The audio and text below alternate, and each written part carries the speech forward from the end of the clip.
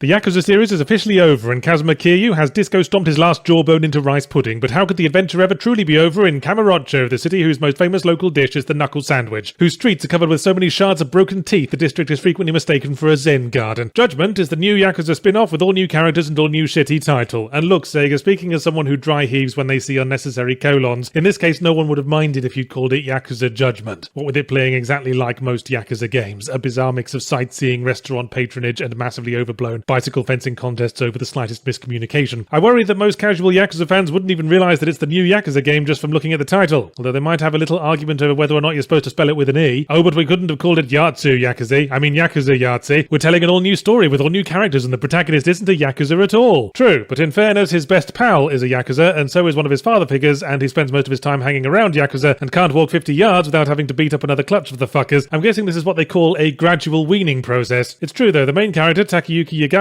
is not a Yakuza. He doesn't even wear a disco suit. He wears a leather jacket and the world's least comfortable looking jeans. But I'm pretty sure that the only reason he isn't a Yakuza is because he couldn't fit it in alongside his 16 other jobs. He's a private detective, right, who is also a lawyer, and at various other times works as a bodyguard, a locksmith, and a food critic. That last one because most of the side content revolves around making friends with as many random people around Kamurocho as you can, and Kamurocho seems to be almost exclusively populated by restaurant employees. Oh yes, and he's also a kung fu master, but that's not really worth mentioning. In Kamurocho, if you can't kick with the force of a pneumatic hammer, you officially qualify to use the disabled parking spaces. So yeah, probably wasn't possible to squeeze Yakuza duties in between his 19 community college courses. The emphasis is on private detective. Yagami's leaning into that stereotype like an inflatable tube man in a strong wind. He's forever short on cash, lives in his back alley office, and walks the mean streets monologuing to himself, although this is still a Yakuza game. So instead of being seduced by mysterious hotties, he takes giggly teenagers to the arcade to play on the UFO catchers. And in his capacity as a detective, he gets drawn into a larger intrigue by a series of mysterious murders that appear to be targeting the Yakuza, although it could be a coincidence because this is Kamurocho and you can't fucking turn around without scuffing up a Yakuza's trouser leg and subsequently getting your internal organs punched out your mouth. Yagami's backstory involves carrying around a big pile of guilt for getting someone off a murder charge who later did murder for realsies, but apparently it wasn't the murdering in itself that shocked him, going by the way he does combat. Yes, it's the familiar delirious union of face and convenient nearby solid objects that you've come to expect from Yakuza combat, just as high energy and blatantly unsurvivable as ever. So those people at Sega who said the gameplay was going to be different now were talking out of their implied second buttholes. I mean, it's even got the switching between different fighting styles from Yakuza 0, but only 2 instead of 3. And any mathematician will tell you that 1 fewer than 0 goes into negatives, but I guess they didn't mean combat when they said all new gameplay. Yakuza combat is more like a convenient fun dispenser the games keep around for when it thinks you're getting too bored with the talky bits. The actual new gameplay is the various private detective mini-games. So there's Tailing People, in which our 6-foot bad hair having detective hero dressed like he tried to put on his kid's costume for the school production of Grease gets to try to go unnoticed, and there's a thing where we track our gaze across a crime scene looking for pieces of evidence, and a thing where we have to pick the right bit of evidence to prove whatever point we're trying to make. It's all very Phoenix Wright inspired in that neither property has the slightest idea how legal defense actually works. And there's even a couple of bits where Judgment directly references Phoenix Wright, possibly in an attempt to play the it's a homage not a rip-off card. I already said Judgment sells itself short with its title, but Yakuza games always sell themselves short. I enjoy sticking a gumball machine up a well-dressed man's nose, but my live-in GIMP doesn't. They enjoy completionist side-questing and dating simulators, and might have enjoyed those parts of Judgment if it weren't for all the gumball machine nasal surgery getting in the way. And while the bizarre mix of tones and gameplay styles is part of the quirky identity of the Yakuza series, it also means that none of the individual mechanics have room to grow. The detective mechanics just don't have enough depth for my liking. Tailing, yeah, you just duck behind something every time your target stops. Get the fuck out of here with this Assassin's Creed 3 shit. I'm an expert. And as for the Phoenix Wright stuff, it only seems to happen once in a blue moon, and when they do, they don't make me feel clever the way detective-y bits should. Which of these pieces of evidence indicates that the victim was felt up by Noel Edmonds in a lift? Yagami asks himself. And there's only 3 choices: a receipt, a photo of a surprised dog, and a piece of paper saying, I felt up the victim in a lift, signed Noel Edmonds. Maybe it gets deeper towards the end of the game. I wouldn't know. I kind of stopped before then. The side stuff had distracted me even more than it usually does in Yakuza games because I just wasn't that interested in the main plot. Played one Yakuza main plot, played them all. I'm going to assume that the innocent young person we're defending for the sake of justice will turn out to be the victim of a conspiracy orchestrated by a very smug older man, but it won't be the kind of villainy that can't eventually be sorted out with a massive great fist fight on the Millennium Tower. I think what I'm finding in this post-Kazuma Kiryu world is that Yakuza kinda needs him, or somebody like him, someone who can be effortlessly cool just by standing there with his retro suit and his face like the front of a parked Sakura Corps van. He was the anchor that a game like Yakuza needs, with all its insane combat, twisting plot and wacky side content. He stood in the middle of it like a brick wall in a raging stream, one that's not above occasionally prancing around with a ukulele in a karaoke video to amuse the children. In contrast, Yagami feels inconsistent and too much like he's trying too hard to project an image of coolness that a middle-aged dad pictures in their mind's eye as they walk around a consumer electronics shop.